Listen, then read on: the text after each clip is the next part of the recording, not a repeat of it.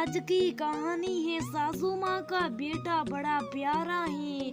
दोस्तों, कहानी शुरू करने से पहले अगर हमारे चैनल को सब्सक्राइब नहीं किया हो तो कर लीजिए ताकि आपके पास पहुँचे हर रोज नया वीडियो। रंजना की शादी का खुमार अभी उतरा नहीं था। कल ही तो वो लोग हनीमून से वापस आए थे।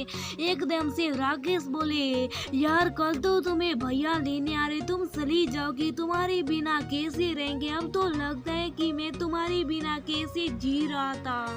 रंजना राकेश को छेड़ते हुए बोली, अब तो मैं 1-2 महीने से पहले नहीं आऊंगी। नहीं यार, मैं नहीं रह पाऊंगी तुम्हारे बिना। रंजना बोली, अरे बाबा मैं जल्दी आ जाऊंगी। दोनों की भी सभी बात से चली रही थी। तब तक मम्मी जी बोली, अरे बेटा रंजना जरा मेरी साड़ी तो निकाल दे, मैं शोभा के घर कथा में जा रही हूँ। जी माँ जी। रंजना ने आकर माँ जी की साड़ी निकाल दी थी और राकेश बाहर किसी काम से चले गए और पापा जी बाहर कमरे में बैठे पेपर पढ़ रही थी। रंजना भी कमरे में आकर अपना बैग खाली करके सारे कपड़े अलमारी में रखने लगी। तभी पापा की घबराई हुई आवाज सुनाई दी, रंजना बेटा जल्दी आओ। क्या हुआ पापा? बेटा शोभा के घर से फोन है कि तेरी माँ के ऊपर खोलती हुई साए गिर गई है और वो काफी जल गई। मैं तुरंत वहीं जा रहा और राकेश को भी बोल दो कि वहीं पहुंच जाए। थोड़ी देर बाद पापा और राकेश माँ को लेकर घर आए गए। माँ काफी परेशान लग रही थी क्योंकि पूरी साए की केतली माँ के पैर के ऊपर गिर गई थी। दवा वगैरह देने के बाद को माँ को आराम करने के लिए लेटा दिया गया। माँ तो बड़ी परेशान की। बहू तो अभी नहीं आई, अभी तक इसने रसोई भी नहीं बनाई और कल ही तो ये वापस घूम कर आई। इसे सब कुछ पता भी नहीं है। समझ नहीं पा रही थी कि कैसे काम होगा। इतना विश्वास था कि राकेश तो थोड़ा बहुत काम कर ही लेता है। इधर रंजना भी सोच रही थी कि मायके में थोड़ा बहुत तो काम करती थी लेकिन पूरा काम करने की अभी आदत उसकी नहीं थी। माँ ने शादी से पहले कहा बात थी कि मैं इसको धीरे धीरे सब सीखा दूंगी और अब मैं क्या करूं। तभी राकेश बोले, यार परेशान ना, चलो रसोई में चलते, सारा खाना फटाफट बन जाएगा। और सच में रंजना ने राकेश की सहायता से सारा खाना बना लिया। अरे वाह, खाना तो बहुत ही स्वादिष्ट बना है। पापा बोले। खाना खाने के बाद माँ ने रंजना को आवाज दी, बेटा तेरा भाई कल तुझे लेने आने वाला, जा अपनी तैयारी कर ले। नहीं माँ, मैं कल मायके नहीं जा रही। अरे नहीं बेटा, मैं कल तक ठीक हो जाऊंगी। नहीं माँ, मैंने भैया को फोन कर दिया है कि मैं अभी नहीं आ पाऊंगी और आपको परेशान होने की कोई जरूरत नहीं। अरे बेटा तेरा पहला पग फेरा है, पग फेरा तो बाद में भी हो जाएगा। थोड़ी देर बाद सभी लोग सोने चले गए।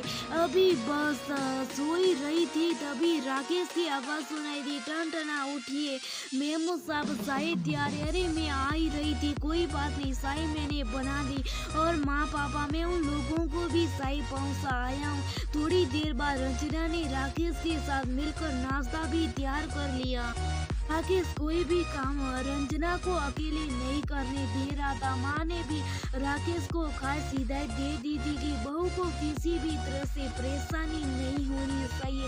राकेश ने भी ऑफिस से छुट्टी ले ली थी। घर के सभी कामों में राकेश पूरा सहयोग दे देता था। रंजना सोच रही थी कि मैं तो सोच रही थी कि घर का सारा काम कैसे करूंगी, लेकिन राकेश की वजह से तो कोई दिक्कत ही नहीं हुई। पापा जी भी छोटा मोटा काम अपने आप ही कर लेते, किसी भी तरह की कोई परेशानी नहीं हुई। थोड़े दिन बाद जब माँ बिल्कुल ठीक हो गई तो राकेश से बोली, शादी के बाद रंजना मायके नहीं जा पाई, जा तू ही उसका पग फेरा करवा ला। राकेश, ठीक है माँ। जब रंजना को भी लगा कि हाँ माँ लगभग ठीक हो गई तो वह भी जाने के लिए तैयार हो गई। रास्ते में रंजना ने राकेश से पूछा कि आप सारा काम इतने अच्छे से कैसे कर लेते? तो राकेश बोला, जब माँ शादी होकर आई थी तो पापा कुछ भी काम नहीं करते थे और नौकरी के कारण माँ को तुरंत पापा के साथ आना पड़ा।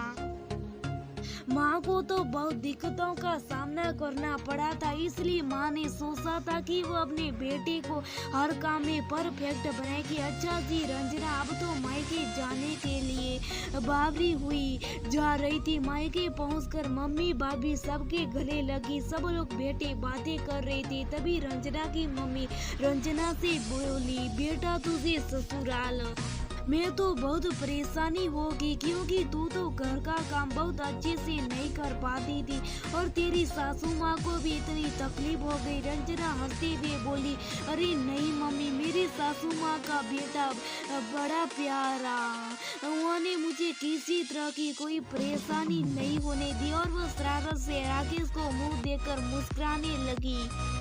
दोस्तों घर का काम कोई भी कर सकता है, चाहे वो बेटा हो, चाहे वो बहू हो, चाहे वो बेटी हो। अगर हमें घर का काम करना आता होगा तो किसी भी मुसीबत के समय हमें